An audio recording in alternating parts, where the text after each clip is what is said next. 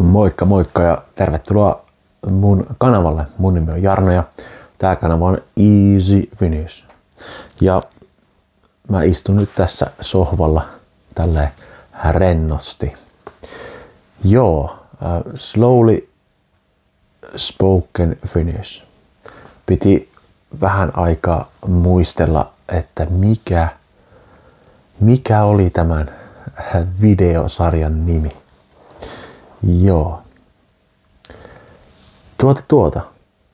Laita tekstitys päälle. Jostakin tuolta. Painat nappia. Paina nappia, niin tulee tekstitys tähän. Ja sitten voit myös videon nopeutta säätää. Eli voit katsoa tämän videon hitaammin tai sitten nopeammin. Jos mä puhun liian hitaasti nytten, niin laita vähän nopeutta videoon. Tai jos minä puhun liian nopeasti nytten, niin laita video vähän hitaammalla.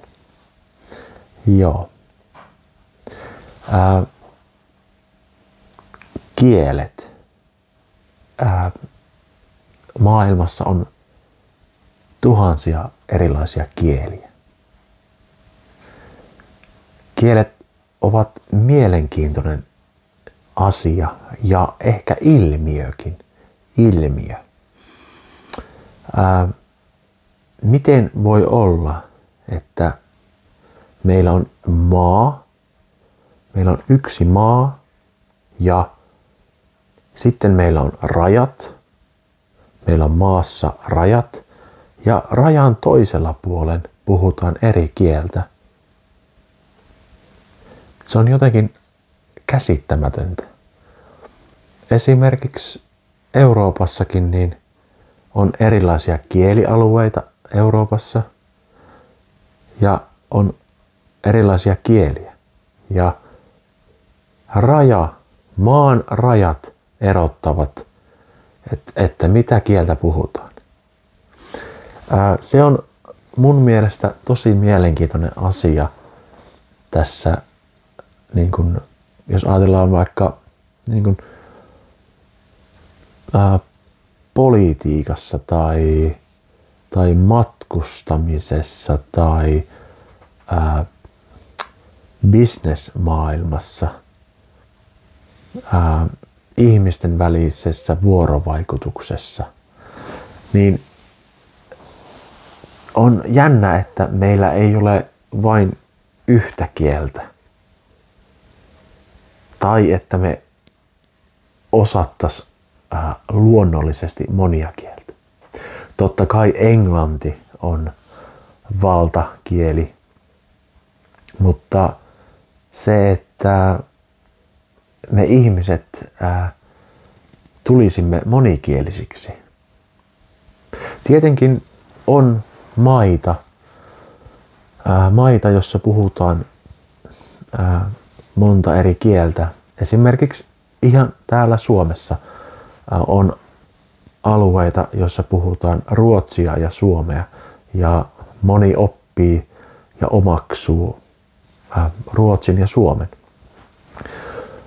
Mutta ajatelkaa, jos maailma olisi sellainen, että ihminen kykenisi omaksumaan vieraan kielen, ettei meitä nämä maitten rajat millään tavalla estäisi. Se on kyllä mielenkiintoinen asia. Esimerkiksi varmasti Ranska ja Italia, niin se raja-alue siellä Euroopassa, niin menet Ranskasta Italian suuntaan, ajat rajan yli, kieli muuttuu. Sama on Suomessa Haaparannassa. Siellä rajan yli ajat, niin kieli muuttuu ruotsiksi ja sitten puhutaan ruotsia. Ja se on mielenkiintoista. Miksei kielet voisi levitä, yhdistyä? Tiedätkö, tavallaan jos ajatellaan vaikka Suomea nyt, niin meillähän on paljon asioita suomeksi ja paljon ruotsiksi. Tätä voisi olla myös enemmän. Tällaista voisi olla myös enemmän. Eikä se tarkoita, että välttämättä että kieli häviää mihinkään. Kieli muuttuu. Minun mielestä ajatelkaa vaikka Helsinkiä tai monia erilaisia pääkaupunkeja, missä olisi monella eri kielellä asioita. Eli ne asiat tulisi luonnollisesti. Ja onhan meillä jo. Totta kai meillä on. Mutta jotenkin mä ajattelin, että mitä jos ympäristö olisi vielä enemmän monikielinen. Koska maailma on monikielinen, mutta jotenkin kuitenkin meidän maiden rajat, ne erottaa meidät toisista. Ja sehän voisi olla myös toisella tavalla.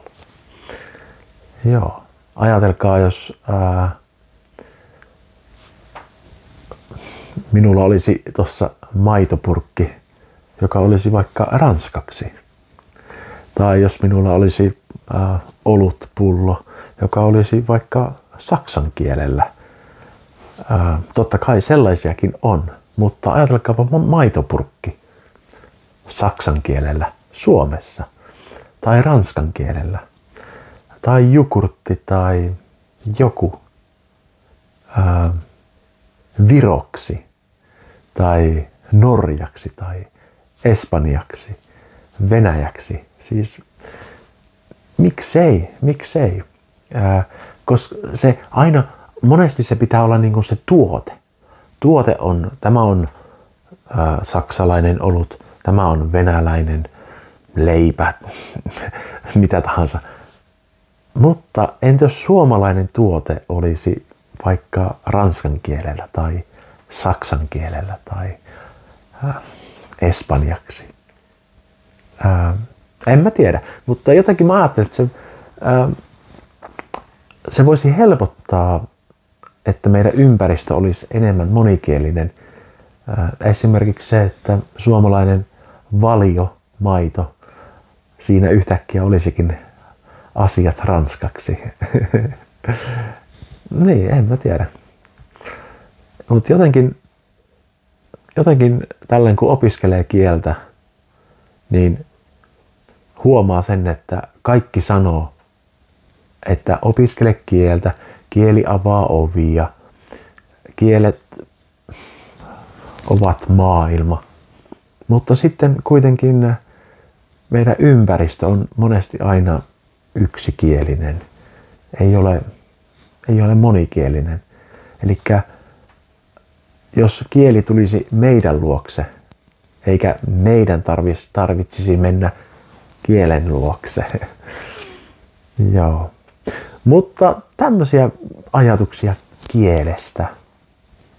Yksi näkökulma, erilainen ajatus.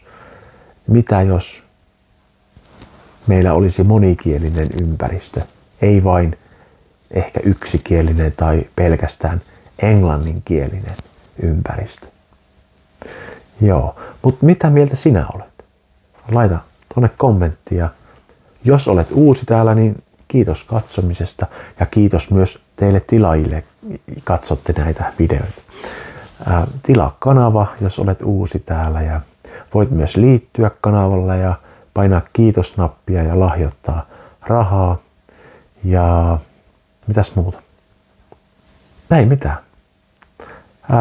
Hyvää päivänjatkoa teille. Moikka moikka!